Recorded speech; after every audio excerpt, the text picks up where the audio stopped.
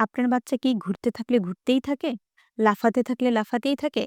এরকম একই কাজ বারবার করতেই থাকে? অনেক প্যারেন্টসই আমাদের কাছে এসে বলে, "ও শুধু ফ্যানের দিকেই তাকিয়ে থাকে, লাফাতেই থাকে, ঘুরতেই থাকে, একই কাজ বারবার করতে থাকে। গাড়ির চাকা ঘুরাতে থাকে, একই শব্দ বারবার বলতে থাকে।"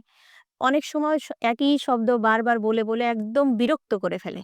ভাবছেন কি একই কাজ বারবার করতে ওর ডেভেলপমেন্ট কি এখানেই থেমে যাবে? অটিজম বাচ্চাদের ক্ষেত্রে এই ধরনের বিহেভিয়ার অনেক সময় তার সেলফ রেগুলেশন না করতে পারা এবং সেন্সরি নিডসের বহিঃপ্রকাশ হিসেবে বাইরে আসে। এটাকে জোর করে থামিয়ে দিলে কিংবা থামো, থামো, থামো বলেই থামিয়ে দিলে অথবা জোর করে যে, "এই এমন করছো কেন? এমন করছো কেন? চুপ করে থাকো, বসে থাকো।" এভাবে বললেই শুধু হবে না। কারণ এটা তার ব্রেন থেকে আসছে। এটা তার সেন্সরি নিডস থেকে আসছে।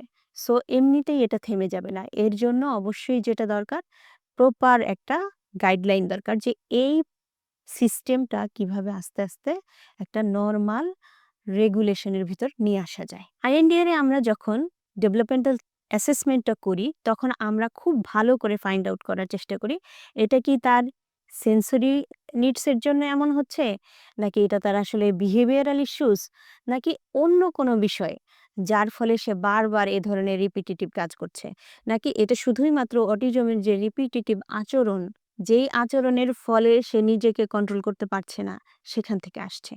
তো এইগুলো যখন আমরা অ্যাসেসমেন্ট করে সুন্দর করে খুঁজে বের করতে পারি তখন প্রত্যেকটা বাচ্চার জন্য আমরা আলাদাভাবে প্ল্যানও তৈরি করতে পারি এবং সেই অনুযায়ী কার জন্য বিহেভিয়ারাল জায়গাতে কাজ করতে হবে, কার জন্য সেন্সরি প্রোফাইল ঠিক করার ক্ষেত্রে কাজ করতে হবে, কার জন্য অকুপেশনাল থেরাপির মাধ্যমে কোপিং স্কিলস ডেভেলপমেন্ট করার মাধ্যমে কাজ করতে হবে, তাকে অ্যাক্টিভিটিস অফ ডেইলি লিভিংসে এনগেজমেন্ট কিভাবে করাতে হবে, তার সেই অ্যাডজাস্টমেন্ট কিভাবে করাতে হবে, সেগুলো নিয়ে আলাদাভাবে কাজ করি।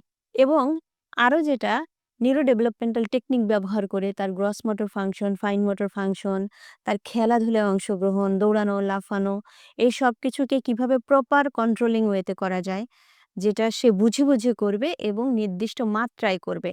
নিজেকে সেলফ রেগুলেশন তার ভিতরে এস্টাবলিশড হবে। এই বিষয়গুলো তখন আমরা ধীরে প্ল্যান করে কাজ করি। এই সবকিছু সমন্বিতভাবে করার কারণে মিনিংলেস রিপিটিটিভ বিহেভিয়ার অনেকটাই কমে আসে। বাচ্চা নিজের ইচ্ছায় খেলার আগ্রহ বাড়ে। পরিবারের সকলের সাথে যোগাযোগের সুযোগ তৈরি হয়। যদি আপনার বাচ্চা নিজের জগতে আবদ্ধ থেকে একই কাজ বারবার করতে থাকে, এরকম গোল ঘুরতেই থাকে তাহলে নিচের বাটনে ক্লিক করে আইএনডিআর এর একটি অ্যাপয়েন্টমেন্ট বুক করুন। আশা করি সকলে মিলে আপনার বাচ্চাকে একটি স্বনির্ভর জীবনের দিকে নিয়ে যেতে পারব। সকলকে ধন্যবাদ।